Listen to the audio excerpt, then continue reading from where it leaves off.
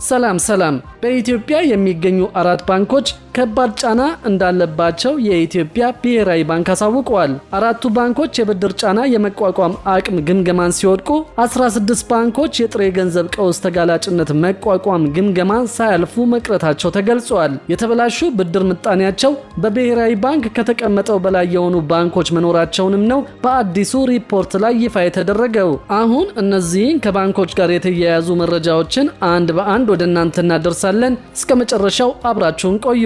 የኢትዮጵያ የፋይናንስ ስርዓት ከፍተኛ የብድር ጫና ቢያጋጥመው 4 ባንኮች በሕግ ከተቀመጠው የካፒታል መጠን በታች እንደሚወርዱና 8.3 ቢሊዮን ብር ተጨማሪ ካፒታል እንደሚያስፈልጋቸው የኢትዮጵያ ብሔራዊ ባንክ ባወጣው አዲስ የፋይናንስ መረጋጋት ሪፖርቱ ላይ ገልጿል። በፋይናንስ ተቋማት ላይ ሊከሰቱ የሚችሉ የኢኮኖሚ ድንገተኛ ስጋቶችን የመቋቋም አቅማቸውን የገመገመው የብሔራዊ ባንክ ሪፖርት የባንክ ኢንዱስትሪው በአጠቃላይ የተረጋጋ ቢሆንም በአንዳንዶች ላይ ግን በከባድ ሁኔታ ተጋላጭነት መኖሩን አስታውቀዋል። የብድር ስጋት መቋቋም ግምገማው እንደሚያሳየው ሁሉም የንግድ ባንኮች በመካከለኛ ጫና ውስጥ ያለምንም ተጨማሪ ካፒታል መደበኛ ስራቸውን ለመቀጠል የሚያስችል አቅምን ፈጥረዋል። ሆኖም በከባድ ጫና 4 ባንኮች ፈተናውን ያላለፉ ሲሆን እነዚህም በበጀት ዓመቱ በአጠቃላይ 8.3 ቢሊዮን ብር ወይም ለስጋት ተጋላጭነት ሀብታቸው 1.5 በመቶ የሚሆን ተጨማሪ ካፒታል ያስፈልጋቸዋል ብለዋል። ይህ የብድር ጫና ግምገማ የተከናወነው የተበላሹ ብድሮች አሁን ካሉበት ደረጃ በእጅጉ አሻቅበው 30 በመቶ ላይ ቢደርሱ ሊፈጠር የሚችለውን ሁኔታ ታሳቢ በማድረግ ነው። በብሔራዊ ባንክ ሪፖርት እንደተመላከተው ባንኮች የፋይናንስ ቀውስ በሚፈጠርበት ወቅት ጫናዎችን ተቋቁመው ብድር የመስጠት አቅማቸውን ለመገምገም 2 የብድር ስጋት ቢሆኖች ወይም ሴናሪዮስ ተካተው መሞከራቸው ታውቋል። አንደኛው መካከለኛ ቢሆን ወይም ሞዴሬት ሴናሪዮ የተባለው የተበላሹ ብድሮች በ10 በመቶ ቢጨምሩ የሚለውን ሲገመግም፣ በሁለተኛነት ከባድ ቢሆን ወይም ሲቪየር ሴናሪዮ ደግሞ የተበላሹ ብድሮች በ30 በመቶ በድንገት ቢጨምሩ ባንኮች የመቋቋም አቅማቸው ከምን ድረስ እንደሆነ እንደሚገመግም ያሳያል። በመካከለኛ ቢሆን ወይም ሞዴሬት ሴናሪዮ ሁሉም የአገሪቱ ባንኮች በቂ የካፒታል ክምችት ስለነበራቸው ተጨማሪ የገንዘብ ድጋፍ አላስፈልጋቸውም ተብሏል።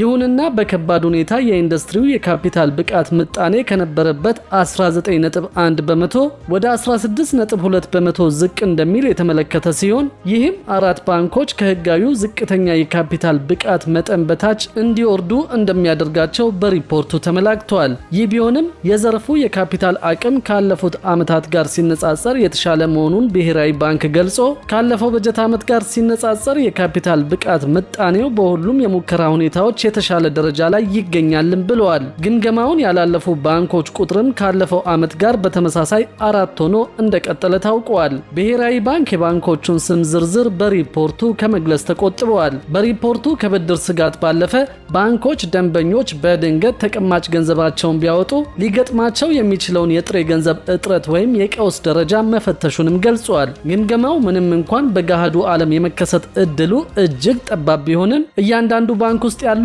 10 ትልልቅ ገንዘብ አስቀማጮች በድንገት በአንድ ጊዜ ገንዘባቸውን ወጪ ቢያደርጉ ሊፈጠር የሚችለውን መላምታዊ ሁኔታ መመልከቱን ጠቁመዋል። በዚህ ሁኔታ ውስጥ 16 ባንኮች ፈተናውን ወይም ግምገማውን የወደቁ ሲሆን ይህም ካለፈው ዓመት ተመሳሳይ ወቅት ማለትም 20 ባንኮች ከወደቁበት አጋጣሚ ጋር ሲነጻጸር መሻሻል የታየበት ነው ብለዋል። በዚህም ግምገማ ባንኮች ከፍተኛ ገንዘብ አስቀማጮቻቸው በድንገት ገንዘብ ወጪ በማድረጋቸው ምክንያት ጫና ከተፈጠረባቸው በኋላ የሚኖራቸው የጥሬ ገንዘብ ሀብትና የተቀማጭ ገንዘብ ምጣኔ በቀደመው ዓመት ግምገማ ከታየው ውጤት በ9.3 በመቶ ዝቅ በማለት 17.3 በመቶ ማለትም ብሔራዊ ባንክ ካስቀመጠው የ15 በመቶ ዝቅተኛ ምጣኔ ወለል በላይ መሆኑ ተገልጿል። ይህም የሚያሳየው የጥሬ ገንዘብ እጥረት ቢያጋጥም ተቋቁመው ማለፍ መቻላቸውን በተመለከተ በተደረገው ግምገማ የንግድ ባንኮች ኢንዱስትሪው በጥቅሉ ባስመዘገበው ውጤት ማለፉን በበጀት ዓመቱም 68.5 ቢሊዮን ብር ተጨማሪ ጥሬ ገንዘብ መመዝገቡን ሪፖርቱ ያሳያል።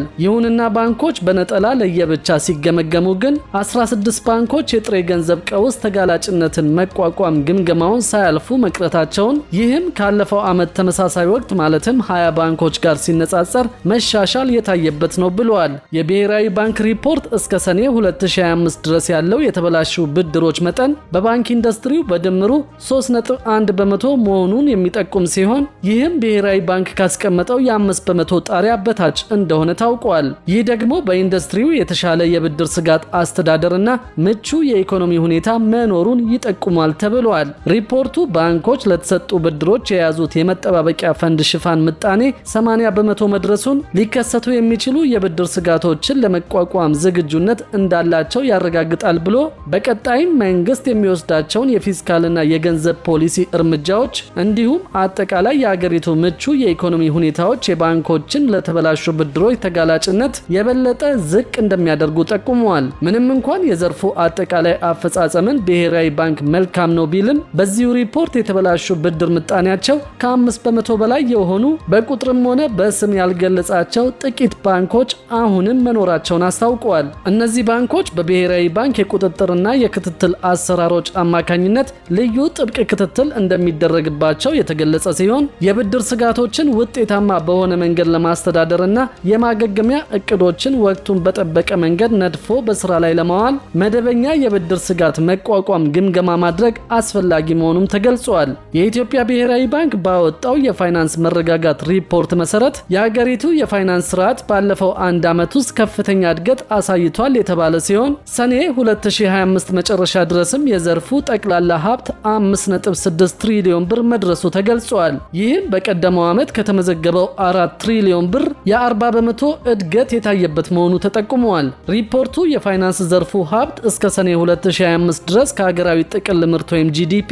37.2 በመቶ ድርሻ መያዙን፣ ይህም ካለፈው ዓመት የ34.6 በመቶ ድርሻ ጋር ሲነጻጸር የፋይናንስ ተቋማት በሀገሪቱ ኢኮኖሚ ውስጥ ያላቸው ሚና እየሰፋ መምጣቱን የሚያመለክት ነው ብለዋል። ሰነዱ እንደሚያስረዳው እስከ ሰኔ 2025 መጨረሻ ድረስ ባለው የበጀት ዓመት ከአጠቃላይ የሀገሪቱ የፋይናንስ ዘርፍ ጠቅላላ ሀብት ውስጥ የባንክ ኢንዱስትሪው የ87.5 በመቶ ድርሻ በመያዝ በፋይናንስ ስርዓት ውስጥ የበላይነቱን መቀጠሉንና የማህበራዊ ዋስትና ዘርፍ ደግሞ በ9.4 በመቶ ድርሻ እንደሚከተል ይገልጻል። ብሔራዊ ባንክ የማህበራዊ ዋስትና ዘርፍ በፋይናንስ ስርዓት ውስጥ የማረጋጋት ሚና እየተጫወተ ነው ብሎ ይህም የሆነው ዘርፉ ካለው ሀብቱ 80 በመቶ የሚሆነውን በግምጃ ቤት ሰነዶች ላይ ኢንቨስት በማድረጉ በፋይናንስ ስርዓት ውስጥ በቂ ጥሬ ገንዘብ እንዲኖር በማገዝ ኢኮኖሚውን ተጠቃሚ ማድረጉን አስረድተዋል።